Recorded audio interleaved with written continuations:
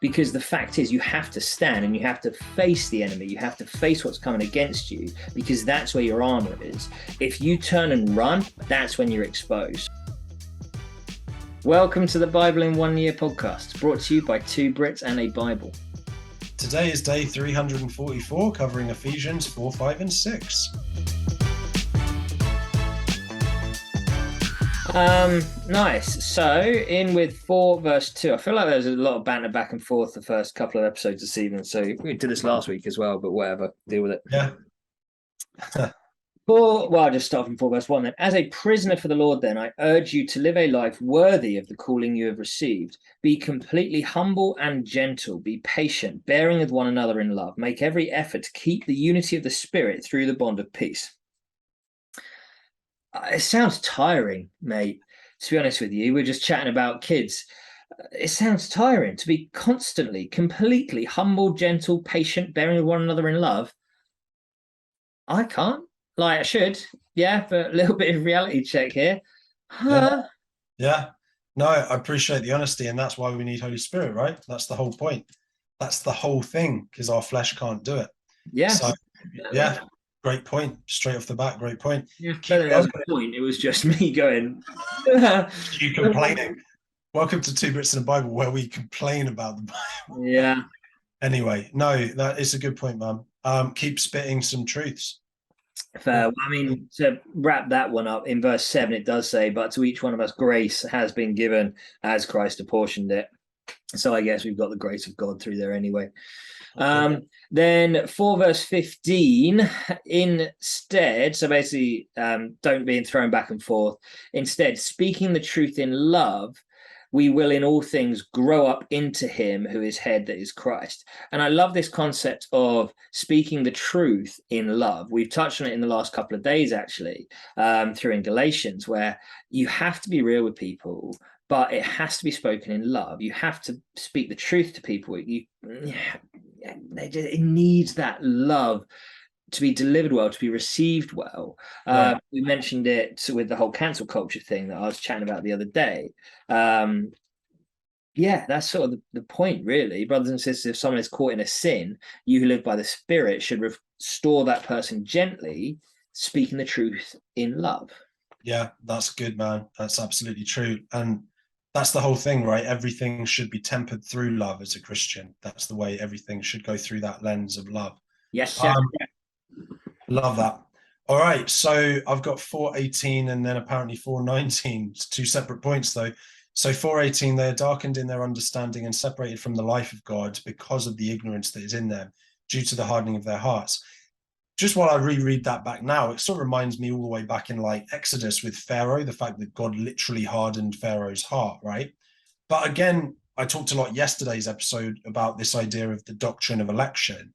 That again, I think, points to that. So if our hearts are already hard and being even hardened more through life, then I don't think it's really possible we can reach God without God having elected us and reaching us first. Mm-hmm. So that's the first point.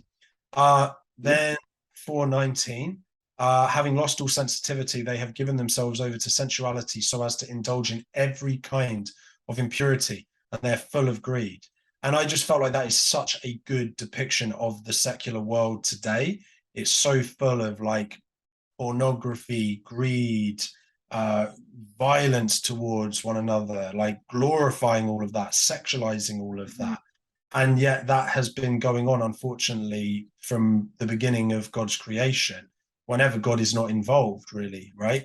Yeah. And it's just a horrible painting of the world we live in, really, outside of God.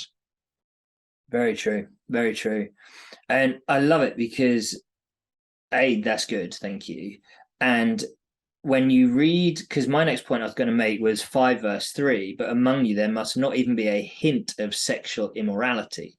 And that is such a tall order. That is setting the bar so high. And that is so used within Christian circles in sort of like teenage youth groups and stuff like that. The whole like, oh, how far is too far?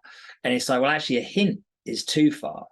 And when you actually tie it back to going through, they've lost all sensitivity and given themselves over to sensuality as to indulge in every kind of impurity, and they're full of greed. It's like, well, in order to come back from being so far off one end of the spectrum, you have to flip completely to the other end of the spectrum. Because if you say, well, you're okay to do this, that, and the other, but not these bits, it's just, I mentioned it on the podcast the other day, like if you start with compromise in mind, you will always lean towards compromise. But if you start with that, no, any hint is not good enough, it's the boundaries, setting the guardrails, right? And then when you accidentally sort of stumble into that, you know to nip it in the bud and sort of try to fight towards that.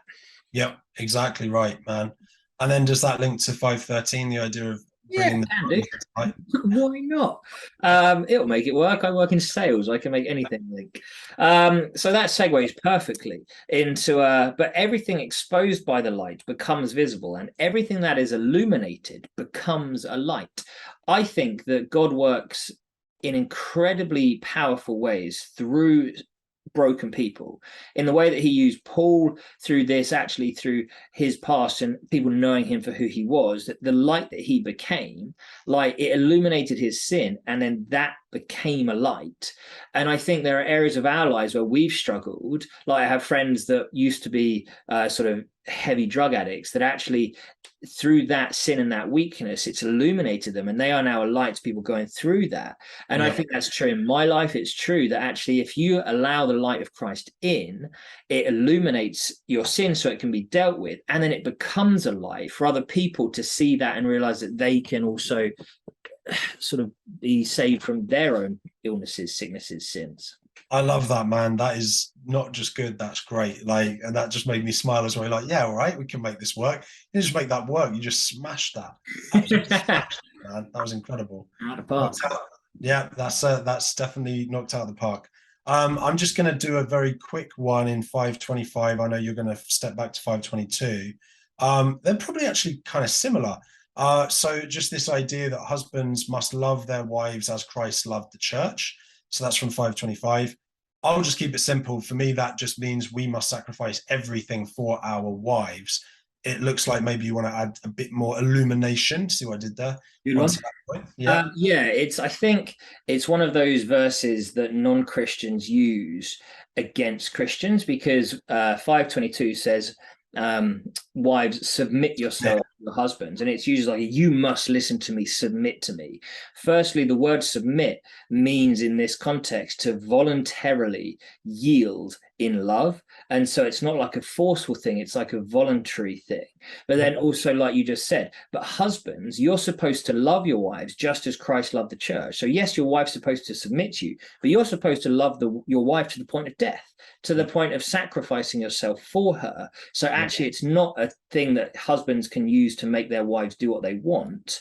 It's a love relationship. Absolutely, yeah. And it is such a shame because so many people do take that out of context. But yeah, that's, again, a really important thing.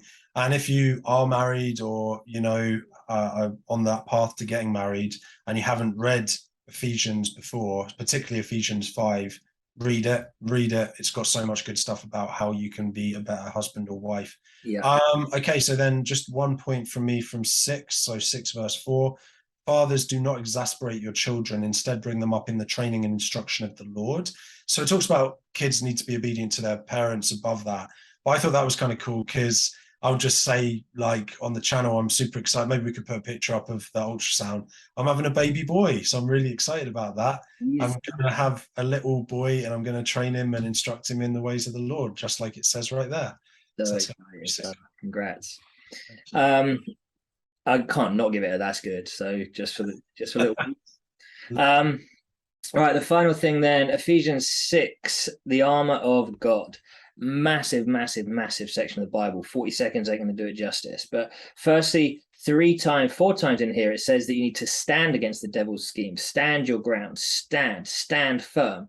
Just because you have the armor of God doesn't mean you can be lounging around like, sweet, I'm looked after. You have to stand and be ready to fight. And what I love, when it actually lists through the full armor of God, it doesn't mention anything to protect your back, because the fact is you have to stand and you have to face the enemy. You have to face what's coming against you, because that's where your armor is. If you turn and run, that's when you're exposed. So you need to stand, you need to face. I freaking love that, man. That's good. That's so good. It's All been right. recycled from previous sermons and stuff, but it is. It's fantastic. Kushti, we'll see you tomorrow for a bit of Philippians. Love ya.